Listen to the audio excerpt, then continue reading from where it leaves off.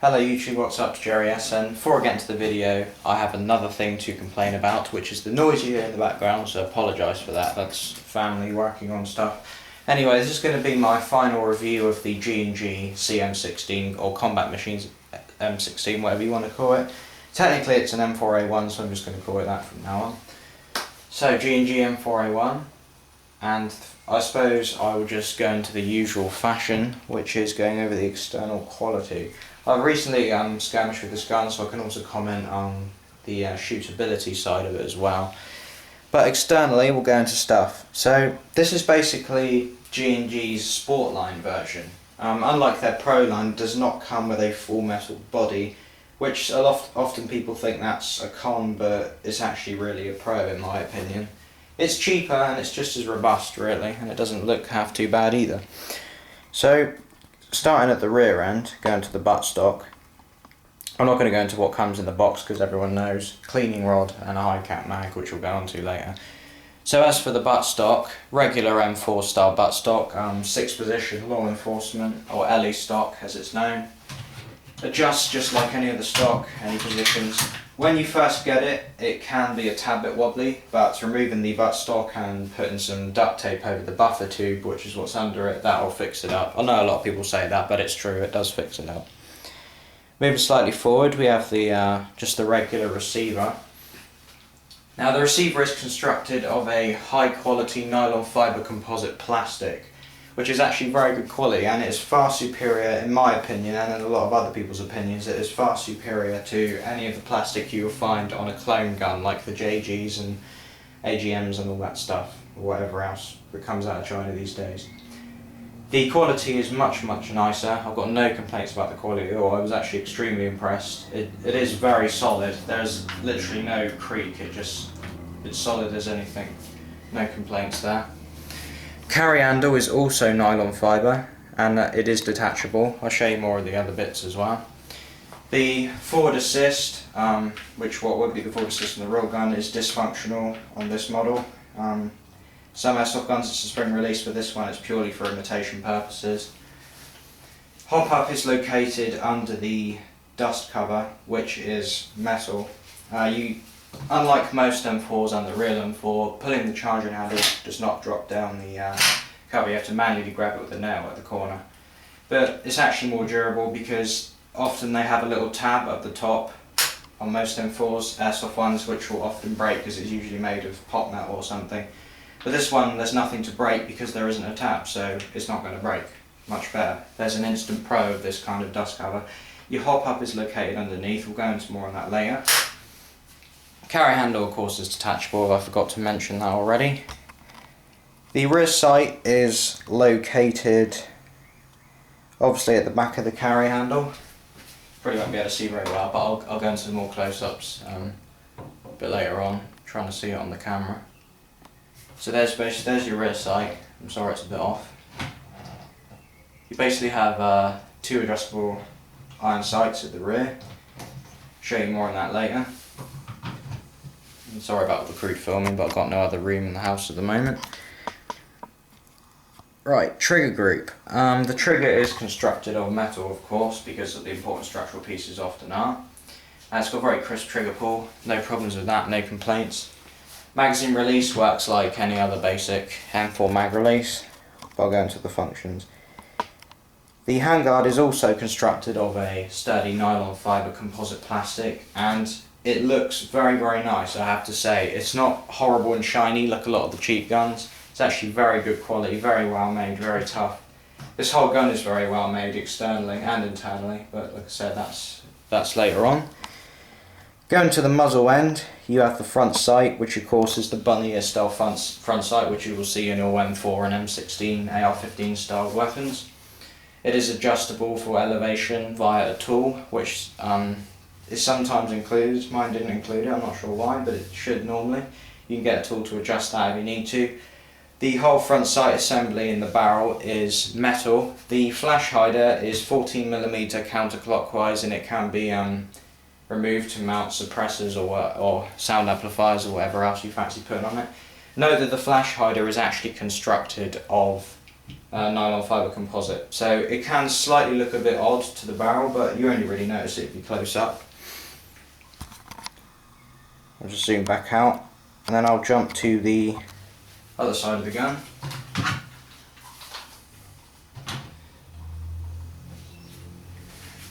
Right, so they have changed the logo on the right side. It now says Combat Machine, which is a tiny bit of a shame. 6mm pellet AEG.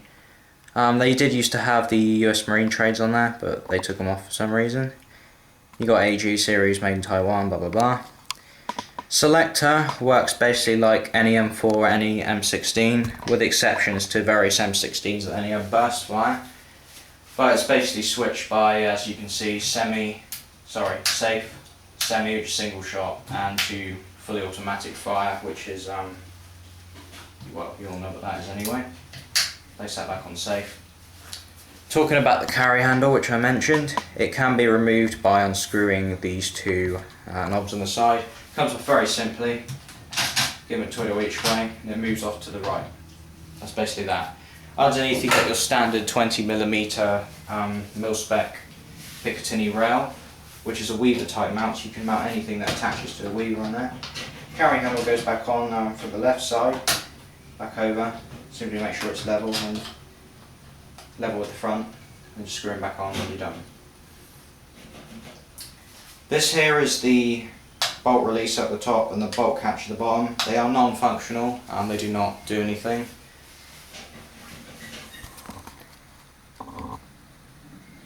Going on to the front again, I forgot to mention this previously. This is the front sling mount. Basically works like any other sling, just loop it through and it's all good. And the rear sling mount is on the buttstock, which cannot be moved, it is fixed in place. I'm not sure if it's detachable, I haven't tried to detach it. So now I'll go in so you can have a little bit more close up. I'll just get this off the camera. I don't edit my videos, so my apologies for that. Just have to put up with it for now. So you got the rear sight. I probably should have filmed this way in the ACO video, so I apologise for that. Rear sight, you can see there it's 02. Flick it down, which is 200 yards plus or 200 meters plus, I'm not sure which. The rear sight can be adjusted left and right for windage with this knob here, which you can adjust it, you can figure out which way it goes for what. The elevation of the rear sight can be adjusted by turning this wheel down the bottom. Charging handle works basically anyway, just pull this little tab. It's purely just for show, that it really has no function whatsoever. The safe, semi and auto are not white printed, but you can do that if you wish. And there's a mag release from the other side. And the trades, Combat Machine. Now the battery is actually mounted in the handguard, just like most M4s. Now I have to screw this back onto the tripod. Sorry to keep doing this.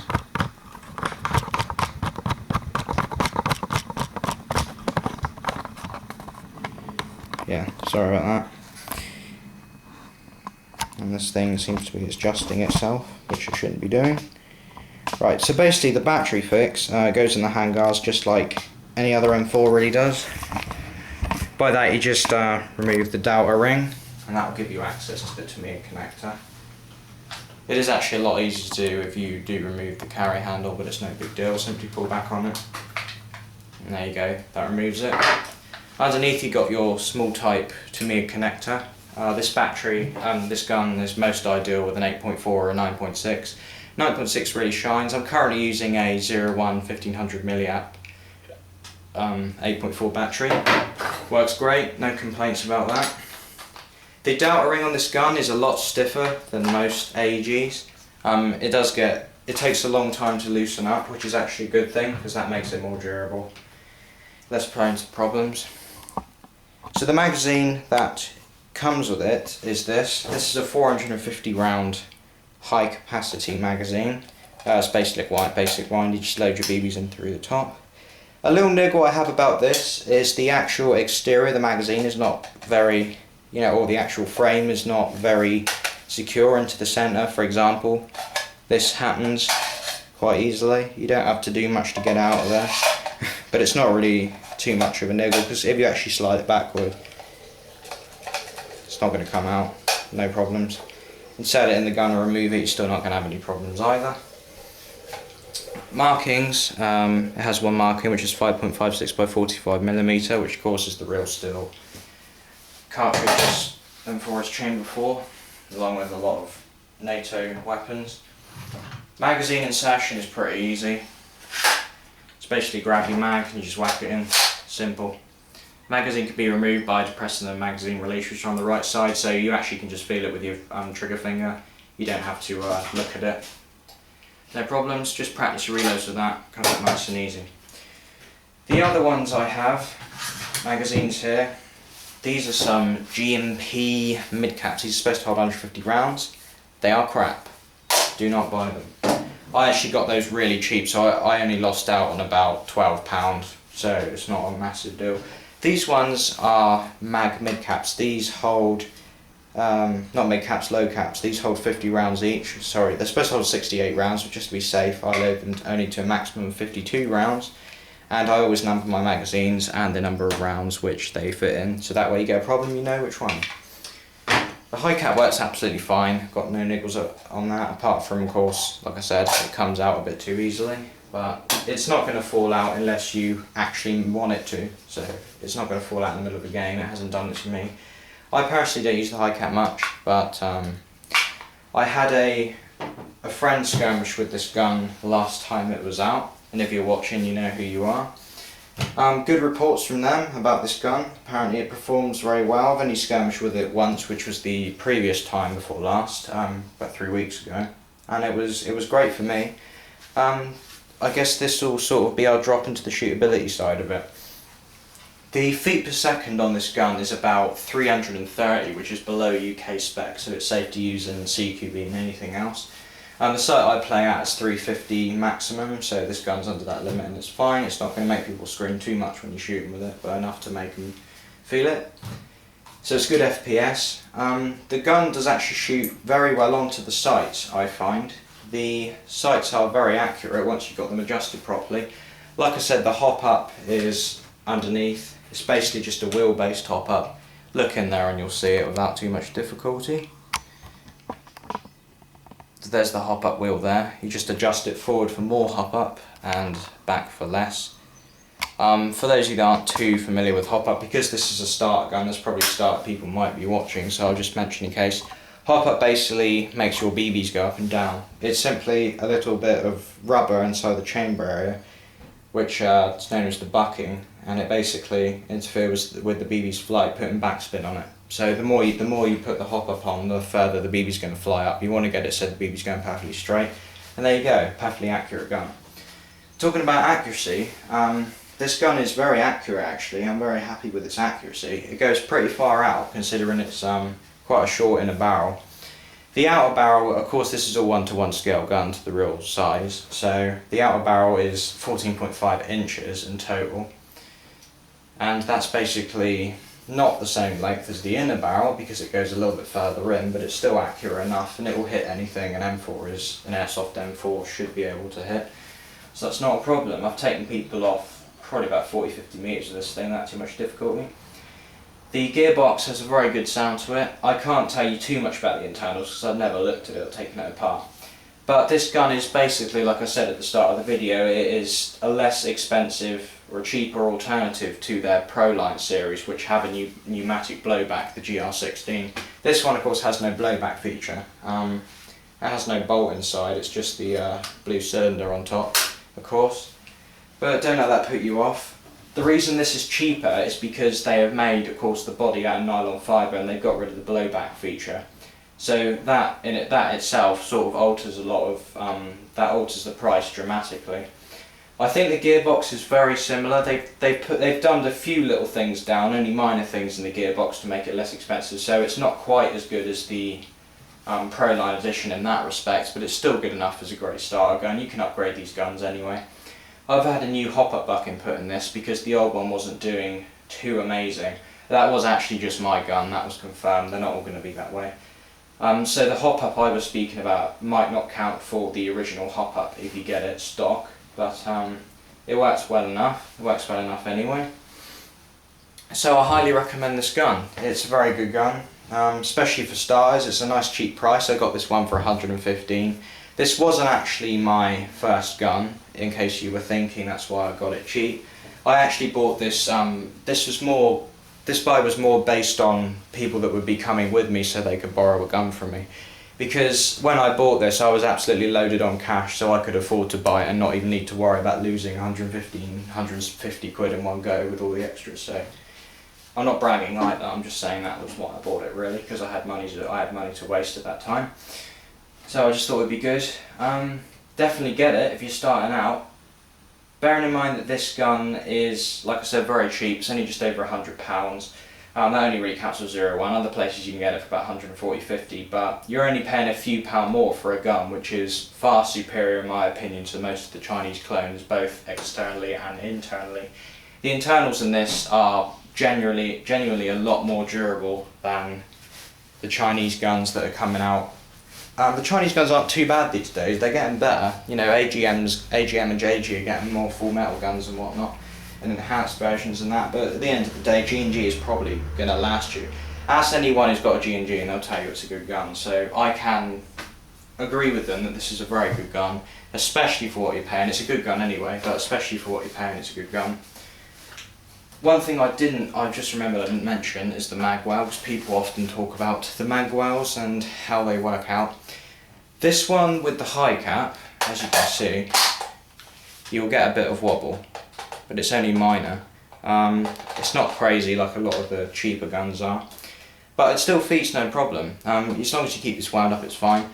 Note that if I put the magazine up to where it would stop, note that the high cap is a tad bit longer than most standard low caps or mid caps, so it does look a tiny bit odd, but it's no big deal.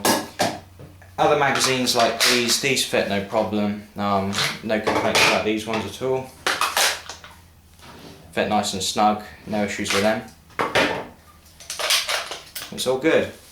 So yeah, to conclude, I definitely recommend this gun. Go out and grab it if you want a nice cheap gun and a good quality one at the same time. So any questions, post them in.